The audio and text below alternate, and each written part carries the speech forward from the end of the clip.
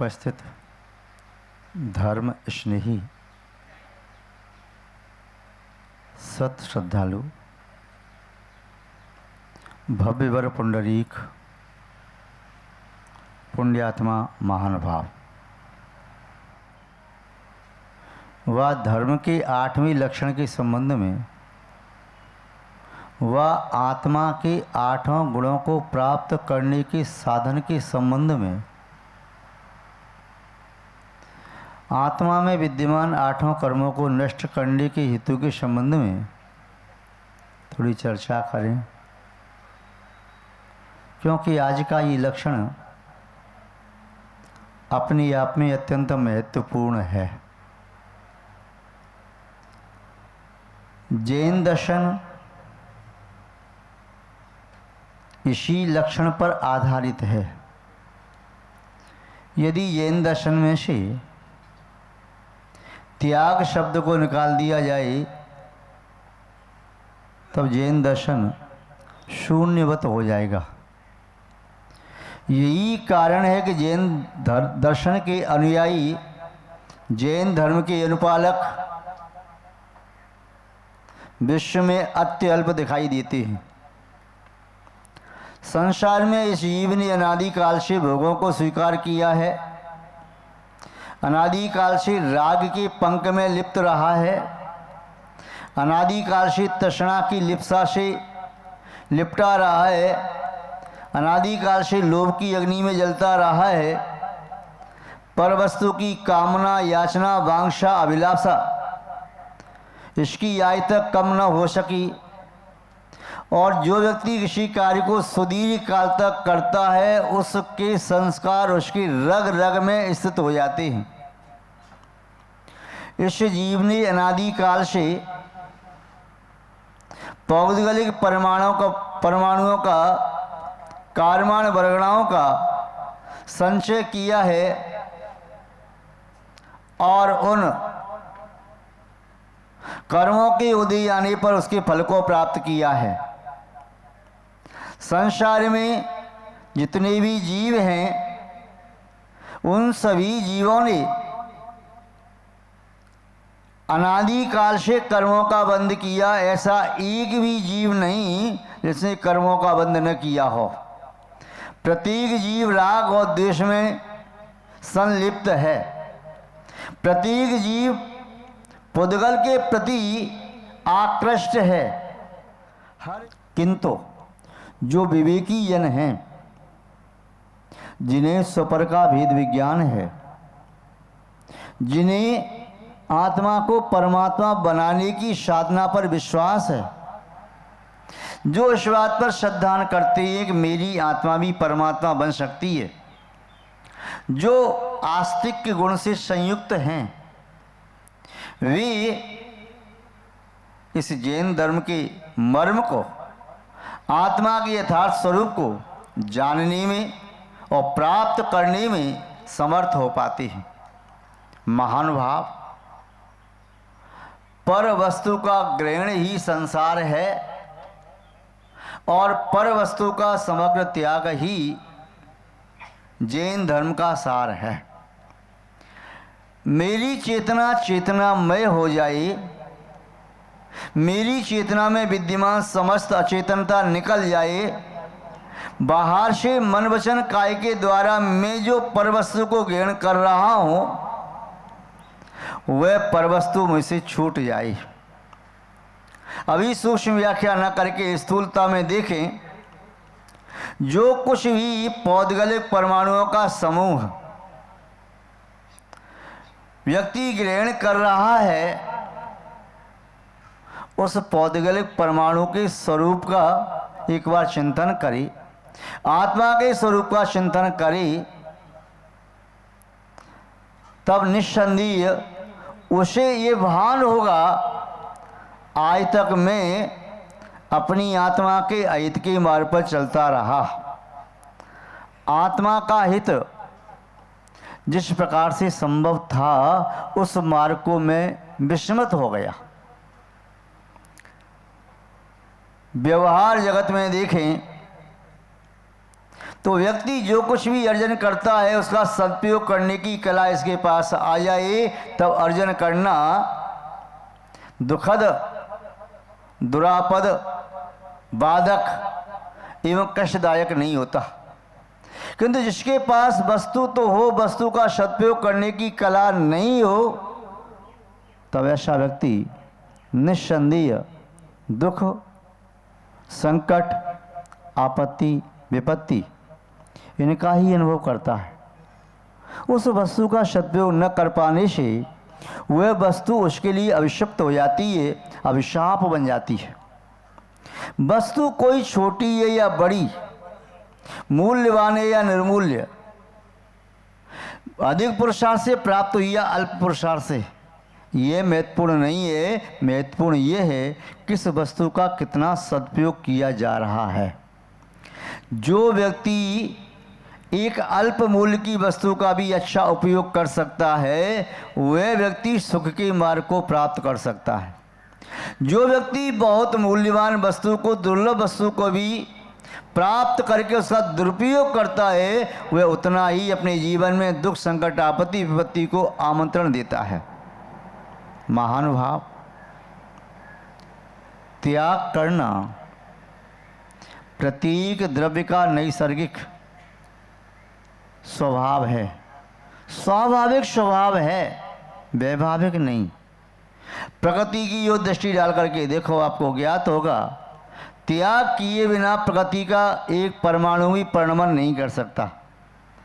त्याग के साथ ही परिणमन संभव है, बिना त्याग के परिणमन संभव नहीं।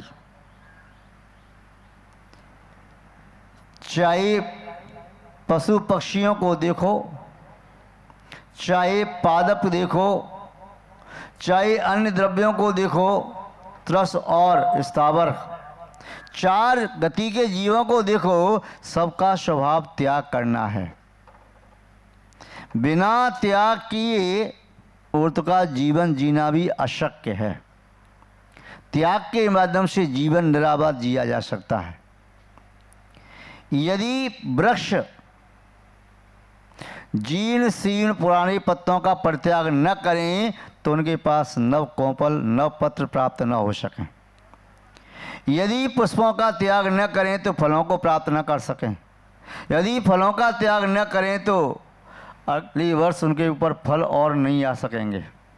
त्याग करते हैं तब वह नया नया प्राप्त करते हैं। ऋतु बसंत याचक भई, दिए तरु मिल पात, याते नव पल्लव भई, दिया दूर नहीं जात। बसंत ऋतु में वृक्ष अपने पत्रों को छोड़ देते हैं, त्याग कर देते हैं, जीर्ण शीर्ण का त्याग करते हैं, तब नूतन नूतन नव पल्लव, किशलय, कोमल और पत्र, पुष्प आदि प्राप्त करते हैं। जो मानव त्याग करना जानता है वह नूतन अवस्था को प्राप्त कर पाता है। पुरातन अवस्था का परित्याग की नूतन अवस्था की प्राप्ति शक्य नहीं। महानुभाव, पशु पक्षी भी, पक्षी अपने पंखों का परित्याग करते हैं तो उन्हें नए नए पंख प्राप्त होते हैं। पशु भी जैसे सर्प आदि अपनी कांचली का त्याग करते हैं, फिर नव कांचली प्राप्त करते हैं। पशु अपनी सींग, नाखून आदि का त्याग करते हैं तो नव नव प्राप्त होते हैं। मनुष्य भी अपने केश और नख आदि का त्याग करता है, जीर्ण वस्तुओं का त्याग करता है, नूतन वस्तु प्राप्त करता है। ये जीवन त्याग धर्मा है, राग धर्मा नहीं, ग्रहण धर्मा नहीं। जो ग्रहण करता है उसके जीवन में तो मानो ग्रहण लग जाता है। सूर्य चंद्र आदि महाविमानों में ग्रहण लगती हैं।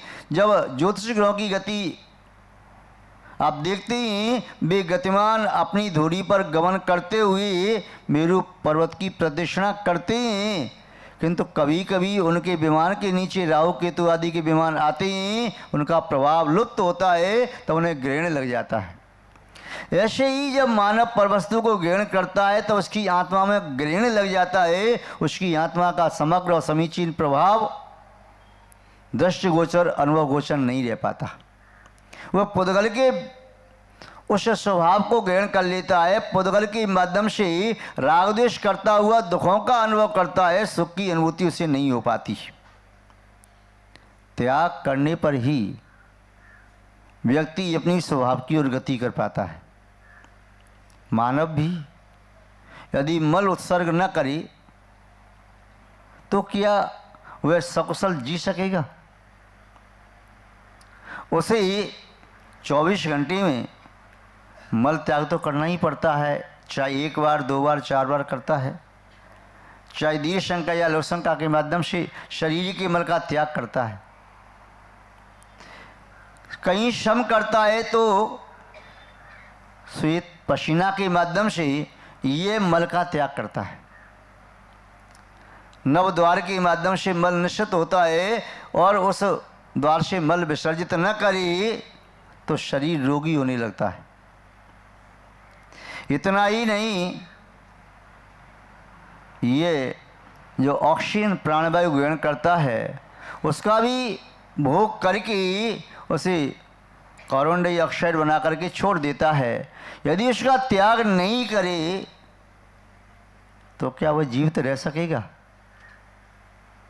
त्याग करना अनिवार्य है। बिना त्याग की श्वास को छोड़े बिना नूतन प्राणवायु कैसे ग्रहण कर सकेगा? महानुभाव, त्याग एक अनिवार्य शर्त है जीवन जीने के लिए। बिना त्याग किए किसी का भी जीवन संभव नहीं है। ये मानव नियति है, वह त्याग करके जीता है तो सुख शांति आनंद को प्राप्त करता है, और जब ग्रहण करके जीता है, पकड़ के जीता है, तो बस पकड़ के रह जाता है। वही ठूंठ और मृतका का एक लोष्टवत एक ढेर बन के रह जाता है। उसकी चेतना उस अनुभूति से वर्जित होती है, रहित हो जाती है। इसलिए त्याग की बात कही। व्यवहार धर्म में देखें, लोक व्यवहार में देखें, जो व्यक्ति धनार्जन करता है अपने धन का परित्याग न करी, भोगने के लिए व्यय न करी, दान न करी, जरूरतमंदों की सहायता न करी, केवल जोड़ जोड़ के रखता ही जाए, उसका जीवन भी दुखमय हो जाएगा, क्लेशमय हो जाएगा। उसका इकट्ठा करने से वह दुर्गति का पात्र बन जाएगा, नरक आदि खोटी आयु का बंद करने वाला होगा, और उस धन को कमाने में भी पाप, संग्रह करते हुए भी पाप, और पुनः जब वह छोड़ करके जाता है तब भी अर्ध ध्यान में पाप ही करता है। सुख नहीं, दुख ही दुख है। मल संचय, उदर में मल संचय रोग का कारण होता है, ऐसे ही व्यवहार जगत में धन संचय अनेक दोषों का कारण होता है। मल का परित्याग करने से तन निरोगी होता है, तो धन का परित्याग करने से चेतना निरोगी बन सकती है। महानुभाव, उसका त्याग तो करना ही पड़ता है। यदि बुद्धि विवेक पूर्वक समय पर जहाँ आवश्यकता है वहाँ पर परित्याग कर दिया तो वह त्याग पुण्य को देने में निमित्त बन सकता है। वह त्याग आपको स्वभाव की ओर ले जा सकता है। वह त्याग संस्कृति सभ्यता की रक्षा कर सकता है। वह त्याग देश का गौरव, परिवार का गौरव, कुल का गौरव, समाज का गौरव बढ़ाने में समर्थ होता है। और यदि त्याग नहीं किया जाता है तब अंत में सब छीन लिया जाता है। एक कफन भी उस पर नहीं छोड़ा जाता, उसे भी उतार लिया जाता है। कितना भी कमाया जीवन में, चाहे हजारों में कमाया, लाखों में कमाया, करोड़ों में कमाया, अरबों खरबों में कमाया, और इससे भी ज़्यादा कमाया, किंतु मृत्यु के समय जब आँख बंद होती है सब कुछ वहीं रखा रहता है। रखी रहेगी संपदा, पड़ी रहेगी काय, खड़े रहेंगे बंधुजन, खाली हाथों जाए। जहाँ संपत्ति रखी है वहाँ रखी रहेगी, 1 इंच भरी आपके साथ जाने को तैयार नहीं। जहाँ जो रखा है वहीं रखा है। शरीर भी वहीं पड़ा रह जाएगा जहाँ इस शरीर से प्राण कूच करेंगे। प्राण निकलने के प्राण शरीर उछल के 4 कदम भी आगे नहीं जाएगा। बंधुजन आपकी यात्रा कूच करेगी, कोई आपके साथ नहीं जाएगा, जो जहाँ खड़ा है वहीं खड़ा रहेगा। बस उस मृत काई को संस्कार करने के लिए पहुंच जाएंगे अधिक से अधिक। और मृत्यु भी ऐसी हुई कि संस्कार करने की अनुकूलता है तो संस्कार करेंगे, दाह संस्कार, नहीं तो सरकार के कर्मचारी संस्कार करेंगे। हो सकता है वह मृत शरीर शव भी प्राप्त न हो, तो वह मशीन अपनी अग्नि की लपटों के माध्यम से शरीर को सुहा कर देंगे। महान भाव इस कोरोना ने, इस विश्वमारी ने व्यक्ति को बहुत कुछ सिखाया है, जैन सिद्धांतों का जीवंत अनुभव कराया है, बाह्य भावना में से अनित्य भावना का जीवंत दिग्दर्शन कराया है, अक्षण भावना का दर्शन कराया है, संसार की स्थिति को बताया है, एकत्व भावना अन्यत्व भावना का साक्षात बोध कराया है। इस विश्वमारी ने बता दिया कि वास्तव में व्यक्ति जैसा करता है वैसा भरता है। अपने ही किए कर्म का फल व्यक्ति भोगता है। किसी परिवार में से 1 2 4 6 चले गए, किसी परिवार का बाल बांका नहीं हुआ, किसी परिवार में एक व्यक्ति को भी जुकाम तक नहीं हुआ, और एक परिवार के पूरा परिवार बिखर गया। लोग कहते हैं क्या करता है धर्म, धर्म से क्या होता है, किंतु वास्तव में व्यक्ति को अब ज्ञात हो गया कि जो धर्म से साथ जुड़े रहे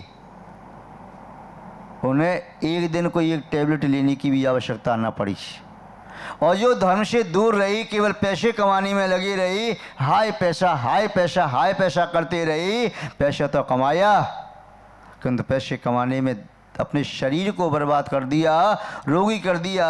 शरीर की जो रोग निरोधक क्षमता थी घट गई और उसके पीड़ित हुए, और सूटकेस भर करके डॉक्टरों को दिए, अस्पताल में दिए, फिर भी शरीर को बचा ना सके।